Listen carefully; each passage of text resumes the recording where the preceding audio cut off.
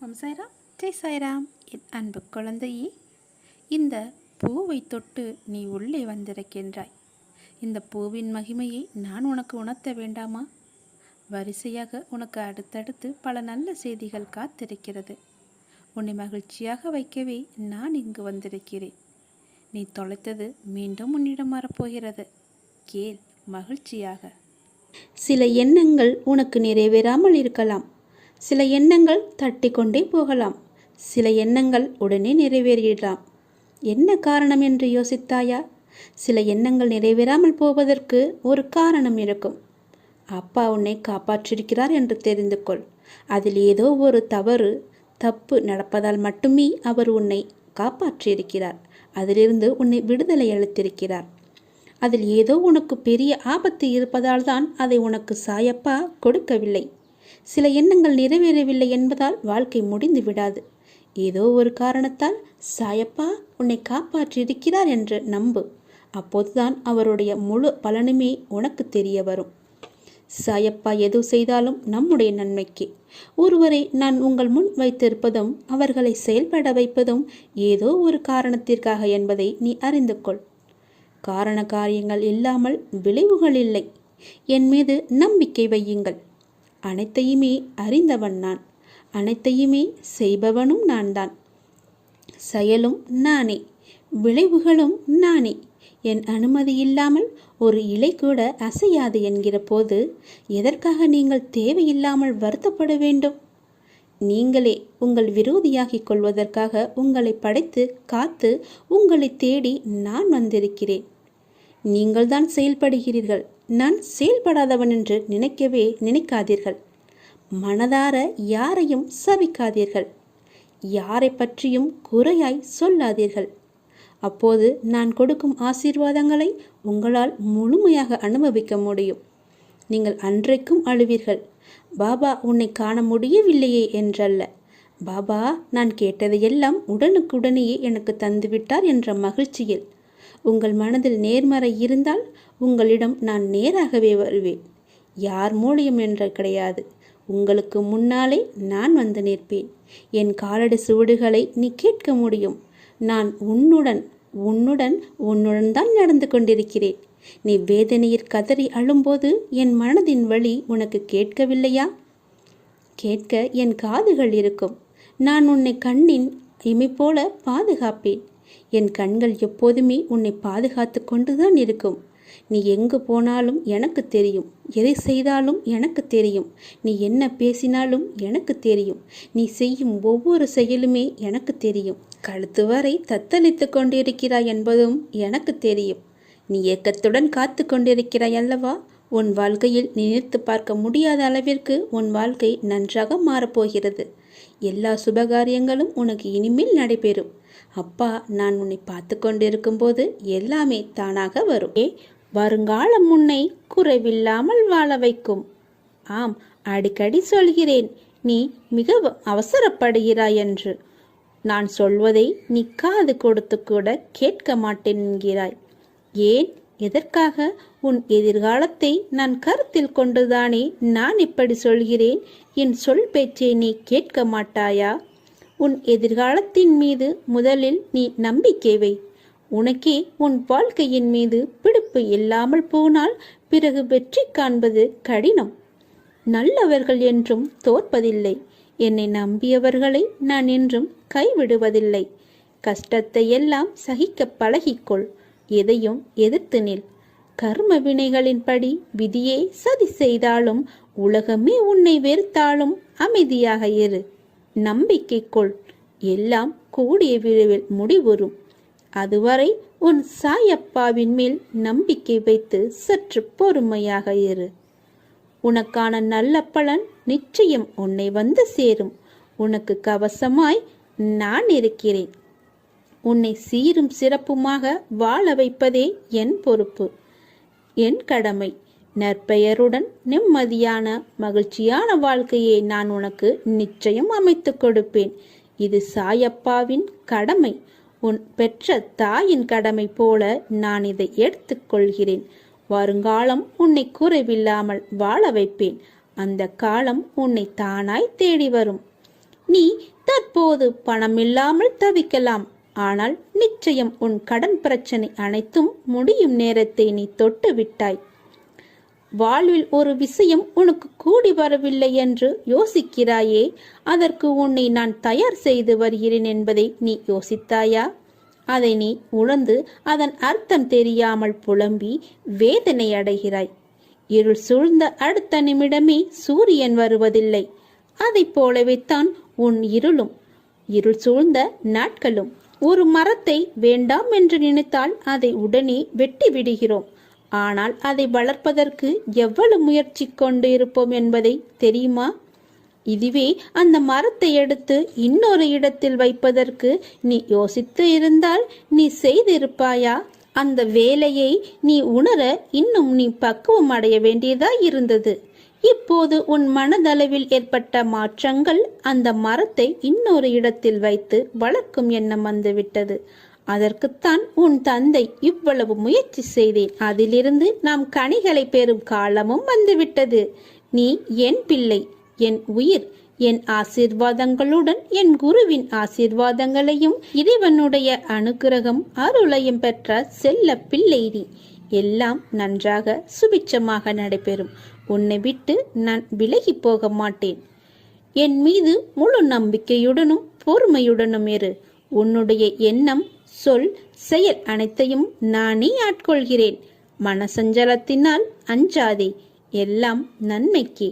இல்லை என்ற சொல்லை இல்லாதாக்கி எல்லாம் உள்ளது என்ற நிலையாக்கி உனக்கு மஞ்சளும் தந்து குங்குமமும் தந்து மணிமணியாக குழந்தை செல்வங்களை தந்து நான் உன்னை வாழ வைக்க தேவையான செல்வங்களையும் 16ஐயும் தந்து நான் உன்னை வாழ வைக்கப் போகிறேன். உன் விருப்பம் நிச்சயம் நிறைவேறும். அதை நான் கண்டிப்பாக நிறைவேற்றுவேன். யார் இல்லை என்றாலும் உன்னோடு நான் இருப்பேன். தாமதமாகலாம், ஆனால் தப்பாது. உன் கனவுகள் அனைத்தும் நிச்சயம் நிறைவேறும். உனக்காக நான் செய்கிறேன் இதை. உனது துன்பங்கள் எல்லாமே முடிவுக்கு வரும். உனக்கு கஷ்டத்திலிருந்தும் நோயிலிருந்தும் விடுதலை கிடைக்கும்படி நான் செய்வேன். உன்னுடைய கடன் பிரச்சனை எல்லாமே தீரப்போகிறது. நீ எதிர்பார்த்தபடியே உனக்கு பணவரவு இறக்கப் போகிறது. நீ வேண்டியபடியே, நீ கேட்டபடியே அந்த பணத்தை நான் உனக்கு தரப்போகிறேன். நீ இப்போது பணம் இல்லாமல் தவித்து கொண்டிருக்கிறாய். உன் பண பிரச்சனையை தீர்ப்பதற்காகத்தான் நான் ஒருவரை அனுப்பியிருக்கிறேன். அவர் மூலம்தான் உனக்கு பணம் கிடைக்கப் போகிறது. யாரென்று அடையாளம் அறிந்து கொள், தெரிந்து கொள். வருவது நானாக கூட இருக்கலாம். இன்றைய காலகட்டத்தில், இந்த நிலையில், இன்றைய சூழலில் உனக்கு பணம் பெரிய ஒரு கஷ்டமாகவே இருக்கிறது. அந்த பண பிரச்சனை எல்லாமே தீரும் வகையில் நான் உனக்கு ஒரு வழியை ஏற்படுத்தியிருக்கிறேன். அந்த வழி சிறப்பானதாக இருக்கும். அதிலிருந்தே உன்னுடைய பண கஷ்டங்கள் எல்லாமே தீர்ந்துவிடும். அதிலிருந்து தான் உனக்கு நிரந்தர வருமானமும் கிடைக்கும். நீ கவலைப்படாதே. உன் பண பிரச்சனையை தீர்ப்பது என்னுடைய பொறுப்பு. நான் இன்றுதான் ஒருவரிடம் பணம் கொடுத்து அனுப்பியிருக்கிறேன். விரைவில் அவர் உன்னை தேடி வருவார். யாரென்று அறிந்து கொண்டு அந்த பணத்தை நீ வாங்கிக்கொள். நீயாக சென்றாலும் சரி, இல்லை அவராகவே வந்தாலும் சரி, கொடுப்பது நான் தான்.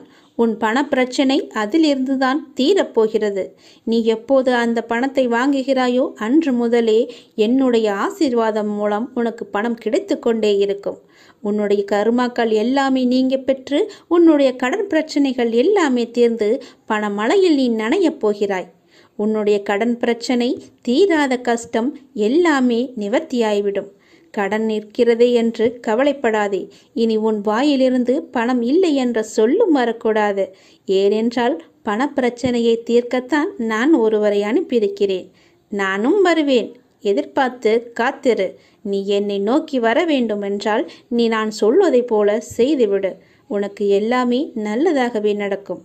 உன்னுடைய தொழில், நீ இப்போது பார்த்து கொண்டிருக்கும் வேலை உனக்கு சிறப்பானதாக மாறி பல மடங்கு உத்தியோகத்தில் பதவி உயர்வு பெற்று கூடுதல் வருமானமும் கிடைக்கும்படி செய்கிறேன். செய்து கொண்டேன், செய்தும் விட்டேன்.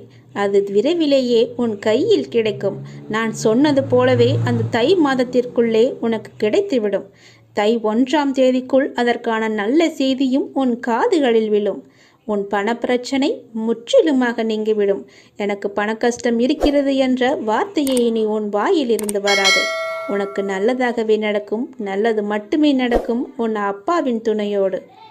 உன்னுடைய பாரம் மிக கடுமையாகவும் வேதனைகளை தாங்க முடியாததாகவும் வாழ்க்கை நெருக்கடி நிறைந்ததாகவும் இருப்பதை பார்த்து நான் சஞ்சலப்படுகிறேன். என் மனம் சஞ்சலப்பட்டு கொண்டிருக்கிறது. யார் இந்த இக்கட்டான நேரத்தில் உதவுவார் என்று எல்லா இடத்திலும் உனது கையை விரித்து நீ கலக்கம் கொண்டிருக்கிறாய். துக்கமும் துயரமும் இப்போது உன்னை அழுத்தி கொண்டிருக்கிறது. இதிலிருந்து எழுந்து வர நீ முயற்சி செய்கிறாய். ஆனால் உன்னால் வர முடியவில்லை. ஏன் முடியவில்லை என்று யோசித்தாயா? முதலில் அதை எல்லாவற்றையுமே நீ மறந்துவிடு. நான் இப்படி இல்லை என்று மறந்துவிடு. நான் இப்படிதான் என்று நினைத்தால் நீ அப்படியே உட்கார்ந்து விடுவாய். என்னால் முடியும் என்று எழுந்து வா. முதலில் உன் முகத்தில் சிரிப்பை கொண்டு வா. அந்த சிரிப்பு இல்லாததுதான் இதற்கு எல்லாமே காரணம். எதையோ மனதில் போட்டுக்கொண்டு அழுது புலம்பி தவித்து கொண்டிருக்கிறாய். யாரிடம் போய் சொல்வது, யாரிடம் சொன்னால் எனக்கு தீர்வு கிடைக்கும் என்று அழுது கொண்டிருக்கிறாய். தங்கமி, முதலில் அதிலிருந்து வெளியே வந்துவிடு. உன் முகத்தை எப்பொழுதும் புத்துணர்ச்சியுடன் வைத்துக்கொள். உனக்கு ஒன்றுமே இல்லாதது போல, அதாவது எனக்கு எந்த துன்பமும் இல்லை, துயரமும் இல்லை, எந்த ஒரு பிரச்சனையும் இல்லை என்பது போல எப்பொழுதுமே உன் மனதை நீ புத்துணர்ச்சியோடு வைத்துக்கொள். உன் மனம் புத்துணர்ச்சியாக இருந்தால் உன் முகமும் புத்துணர்ச்சியாக கலையாக இருக்கும். அது இல்லாததுதான் இப்போதைய காரணம். உன் முகத்தை நீ நேரடியாக சென்று கண்ணாடியில் பார், எப்படி இருக்கிறது என்று. எவ்வளவு சோர்வாக, எவ்வளவு கவலையாக இருக்கிறது என்று. எல்லாவற்றையுமே மறந்துவிடு. எனக்கு தான் என் அப்பன் இருக்கிறானே என்று தைரியமாக எல்லாவற்றையுமே மறந்து முதல் அடியை எடுத்து வை. உன் மனதை மகிழ்ச்சியாக வைத்துக்கொள். என்னை நம்பி என் ஆலயத்திற்கு நீ வா. நீ வளமுடன் வாழ்வாய். எந்த குறையும் இல்லாமல் வாழ்வாய். உனக்கு வாழ்க்கையில் எந்த ஒரு கஷ்டமும் இருக்காது, எந்த துன்பமும் இருக்காது, எந்த துயரமும் இருக்காது. முதலில் நான் சொல்வது போல செய். உன் வாழ்க்கை எப்படி இருக்கிறது என்று பார். உன்னை தேடி அவர்கள் விலகி சென்றவர்களெல்லாம் தானாக வருவார்கள். உன் மனதையும் உன்னையும் நீ புத்துணர்ச்சியோடு வைத்துக்கொண்டு உன் முகத்தில் புன்னகையை வைத்து பாரேன். எப்படி தேன் போல ஓடி வருகிறார்கள் என்று. வாழ்க்கைக்கான அர்த்தத்தை தான் எல்லோருமே தேடிக்கொண்டிருக்கிறார்கள். ஆனால் எப்படி வாழ்வதற்கான அர்த்தங்களை யாருமே தேடுவதில்லை. அதை தேடியிருந்தால் வாழ்க்கையை நிம்மதியாக வாழ்ந்திருக்கலாம். ஏன் அவ்வாறு செய்ய மறுக்கிறார்கள் என்று தெரியவில்லை. எத்தனையோ முறை சொல்லியாய்விட்டது. வாழ்க்கையில் எதுவுமே காரணங்கள் இல்லாமல் நடக்காது. எல்லாவற்றிற்குமே பின்னால் நிச்சயமாக ஒரு காரணம் இருக்கும். இப்போது இந்த பதிவை நீ கேட்பதற்கு கூட ஒரு காரணம் நிச்சயமாக இருக்கும். அது அந்த இறைவனுக்கு மட்டும்தான் தெரியும் என்று நீ நினைக்க வேண்டும், நம்ப வேண்டும். உன்னுடைய வாழ்க்கையின் பாதையின் அழகை சொல்ல உனக்கு வார்த்தைகளே இருக்காது. உன்னுடைய வார்த்தைகளை நீயே தேடிக்கொண்டிருப்பாய். அவ்வளவு அழகானதாக உன் வாழ்க்கை மாறப்போகிறது. வாழ்வில் நம்பிக்கை, நிதானம், பொறுமை, சகிப்புத்தன்மை, அறநெறியில் வாழுதல், பிறரிடம் புறம் பேசாமல் இருத்தல், இதை நீ கடைப்பிடித்தாலே உன்னுடைய பாதை சுகமான பயணமாக உன் வாழ்க்கை அமையும். உன் பாதையும் நன்றாகவே இருக்கும். எந்த ஒரு கரடும் முரடும் இல்லாமல் நன்றாகவே இருக்கும். நீ உன் அப்பாவை அழைக்கும் தருவாயில் உன் சத்தம் என்னுடைய மனதிற்குள் இருந்து உனக்கு ஆரம்பிக்கும். கேட்கும் முன்னரே உன் முன் நான் இருப்பேன். ஏனென்றால் என் இதயத்தில் தான் உன்னை சுமந்து கொண்டிருக்கிறேன். இது அப்பாவின் வாக்கு. நீ உன் வாழ்க்கையில் முன்னோக்கி மகிழ்ச்சியாக செல்லும் காலம் வந்துவிட்டது. நம்பிக்கையோடு நான் கூறும் வார்த்தைகளை எல்லாமே பின்பற்று. நீ எதையெல்லாம் இழந்தாயோ அதைவிட அதிகமாகவே உன்னை வந்து சேரும். நான் நிச்சயமாகவே நான் சேரும்படி செய்வேன். இது மிகவும் அவசரமான செய்தி. நீ சந்தோஷமான செய்தி. இதை நீ புறக்கணித்து விடாதே. இதற்கும் ஒரு காரணம் இருக்கிறது. சந்தோஷ செய்தி என்கிறீர்களே, அப்படி என்ன சந்தோஷமான செய்தி என்றுதானே நீ கேட்கிறாய்? நீ கேட்டதை, நீ நினைத்ததை நான் தரப்போகிறேன். விரைவாகவே அது உன்னிடம் கிடைக்கும்படி நான் செய்ய போகிறேன். நீ கேட்டது எல்லாமே உனக்கு கிடைக்கும். என்னிடம் வெகு நாட்களாக கேட்டுக்கொண்டிருந்தாய். புத்தாண்டு அன்று என் ஆலயத்திற்கு வந்து என்னிடம் ஒன்று கேட்டாய். அது உனக்கு ஞாபகம் இருக்கிறதா என்று பார். அதைதான் நான் உனக்கு இப்போது தரப்போகிறேன். அதற்கான காலம் கனிந்து விட்டது. காய் கனியாகி பழம் பழுக்கும் நேரம் வந்து விட்டது. அதனால் இப்போது நான் உனக்கு இந்த நல்ல செய்தியை சொல்வதற்காகத்தான் நான் வந்திருக்கிறேன். விரைவாகவே நான் அதை கொடுத்து விடுவேன். வெகு நாட்களெல்லாம் காத்திருக்க வேண்டாம். இன்னும் 2-3 நாட்களிலே அது உனக்கு கிடைக்கும். நல்ல செய்தியை கேட்பாய் நீ. வாழ்வோம் வளமுடன். நல்ல வழி பிறக்கும் உங்களுக்கு. சீக்கிரமாகவே உனக்கு நல்ல வழி பிறக்கும். என்னை நீ முழுவதுமாக நம்பு. நீ வருவாய் என்று உனக்காக நான் காத்து கொண்டிருக்கிறேன். விரைவில் ஒரு முடிவுக்கு வரப்போகிறது. எது என்று கேட்கிறாயா? உனது துயரங்கள் எல்லாமே விரைவிலேயே ஒரு முடிவுக்கு வரப்போகிறது. நீ தேவையில்லாமல் உன்னுடைய கண்களை நீ கலங்க வைக்காதே. மகிழ்ச்சியாகவே இரு. எப்போதும் உன்னை நீ மகிழ்ச்சியாகவே வைத்துக்கொள். நான் இருக்கும்போது எதற்காக நீ கலங்க வேண்டும்? என்னை மீறி எதுவும் நடக்கப் போவது இல்லை என்று உனக்கு நன்றாகவே தெரியும். எல்லாவற்றையுமே ஆட்டி வைப்பது நான் தான் என்று தெரியும். அப்படி இருந்தும் வீணான மனக்கவலை உனக்குள்ளே எதற்கு? உன்னை நான் தேர்ந்தெடுத்து நான் வசிக்கும் இடத்திற்கு நான் உன்னை வரவழைத்தேன். ஞாபகம் இருக்கிறதா? எப்படிப்பட்ட சூழ்நிலையில் நீ என்னை வந்து சந்தித்தாய் என்று உனக்கு ஞாபகம் இருக்கிறதா? அதனால் நீ கலங்காதே. என்னுடைய வாக்கு என்றுமே பொய்யாகாது என்பதை நீ நம்ப வேண்டும்.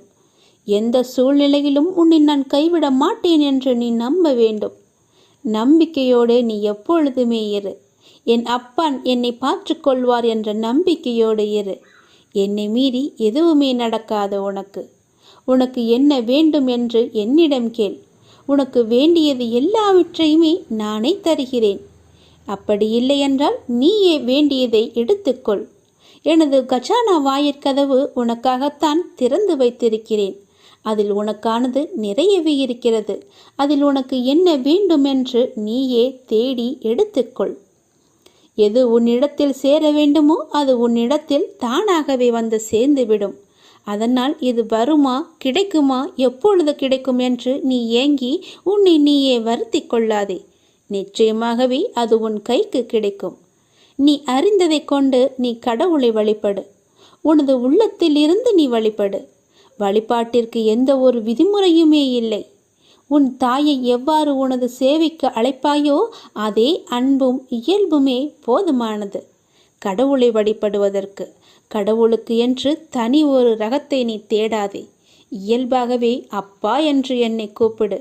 உன் அப்பாவிடத்தில் நீ எவ்வளவு உரிமையாக இருப்பையோ அது போலவே நீ என்னிடத்திலும் உரிமையாக இருக்கலாம்.